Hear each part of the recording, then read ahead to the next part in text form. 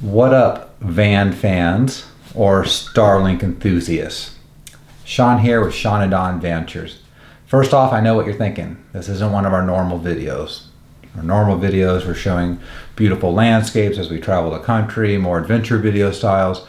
This is a review video. It's not even a review video. It was a video that was asked for in the Sprinter Facebook Winnebago community, Sprinter Revel community, and one in the Pacific Northwest 4x4 community that I belong with. And they basically wanted to see what was in the box, and they also wanted to understand how I'm thinking about potentially mounting this to my van.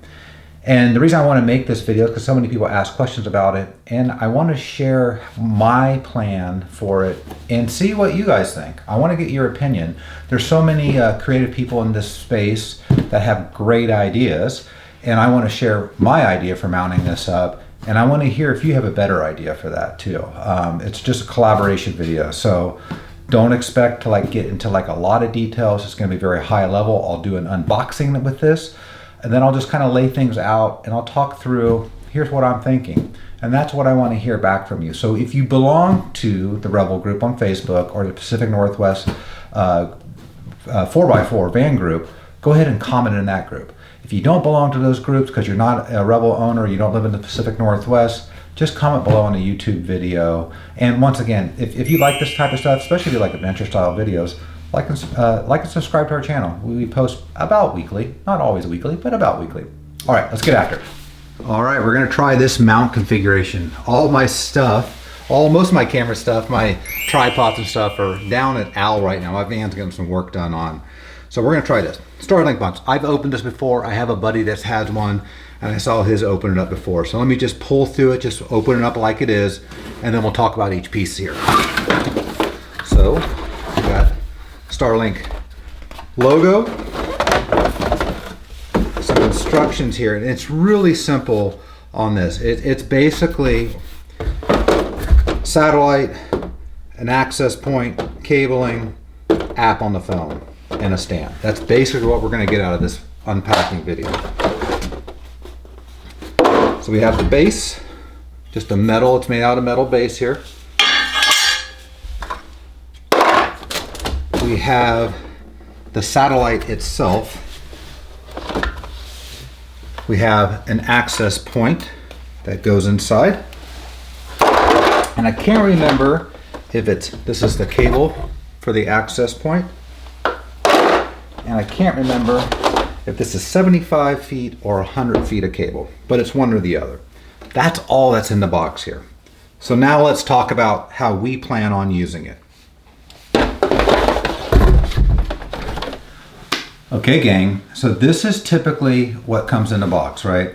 So we have the satellite here that's on a stand and has a lock that comes in and out. So there's a lock on the back that keeps it in and out here. This is if you obviously mount it outside or on some sort of flat spot, you can do this. In here, the cabling, and this is really important, so I'm going to talk about how I kind of conceive doing this. It's a long, thick cable. If you're familiar with networking cable, it's like a Cat 6 cable. And they have these really weird ends on the end that needs to go in the van. So it's like, imagine passing this through a port, or I figured this out, you can unplug this, and if you wanted to fish, that might be a better connection to fish, depending on how you're going to set yours up. And this just slides in here, locks back into place. And then this all plugs in to essentially an access point. So if you think about this as just being an AP that goes in your van, I know you can do a LAN connection too. There's another device that you can buy from Starlink and do a LAN connection, and this gets power. Right, that's essentially what comes with. So let's talk through my thoughts on how I'm considering to mount this on the Revel. And once again, please chime in. Good idea, bad idea? Do you have a better suggestion? I mean, I'm just like you. I'm trying to figure this out. So when you fire this up, if you get this all going and get the app going, I know this only from my buddy. Who did this. He got his Starlink about a week before me, and it's pretty intelligent. Once you get it all up and you get it outside and get power to it and you get the app, and you register it into your device, all this motor comes on, and the satellite will start self-positioning itself to wherever it needs to go. So you can configure it. You can pick your satellites that you have there. If you're in an area like mine, who is technically not a service area, you can change that. You can search for available satellites in your area and connect to those, which is something that I'm going to do this weekend when I set it up. So going forward, how do I envision using this? So on my Revel, I have a roof rack. And so what I would ultimately like is for this to mount flat on my roof rack. Starlink has a base that looks like it articulates up, and you could put it in position when you're ready and then fold it down when you're like on the move.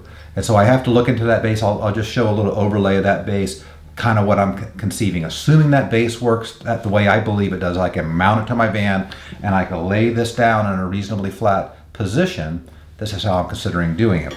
So I really want to keep all this cabling on my roof. Just only feed in what I need. And the reason I want to do that is in this Omni fashion where it's just flat, they have an ability to where they can do fast roaming. I've seen it on the internet where basically it's fast switching between satellites out there. I'm in IT. I kind of liken this as a Wi-Fi network where it's a bunch of triangulations of the APs and you just have to stay connected. I think that's basically kind of what their technology is, except all the satellites are access points there. So, but I also live in the Pacific Northwest where there's lots of coverage. And so I'm not quite sure, if I might be in an area that's got a lot of trees, if it's going to have a hard time connecting to what I'm trying to go. So for that reason, if I have this all laying flat on the van, if you can kind of conceive that mount being under here, and this being zip tied with the reusable zip ties to my roof deck, in the event I get to a space that I just don't have good coverage, I can't pop it up, and wherever the van's parked, I don't have great space, I can then take this off, use the cabling and pull it out somewhere to where there's better clearing, ideally, and set it up in a base similar to this. Now, I don't want this base in my van. This base is just big and clunky. And I don't see a good way of modifying it. It's metal to where it can fold a little bit. And I may change my mind on that. I may be able to find a spot in my owl box or something like that to where, hey, it's out of the way and I'll just use this. But ideally, I would create something or modify this if I could in a way that it can hinge and collapse. So I can just kind of get it to some place and unfold it. There it is, and small space, and just plant it in the ground, ideally. So from here, assuming this is on the rig, this would be inside my rig. And depending on where I want to mount this, it comes up. I want to experiment with this and see, can it be buried in a cabinet, or potentially, could I feed this down the side of my wall? I've seen a couple of videos where people have put their WeBoost inside in their Revel in the bench, where all the other stuff is. Your bench back there. There's power. There's 110 power. There's 12 volt power in there. A lot of different options. It's a pretty good space. If I can, I would probably put this down in that location just for protection. It's bare. You never know it's there, and I can connect into power.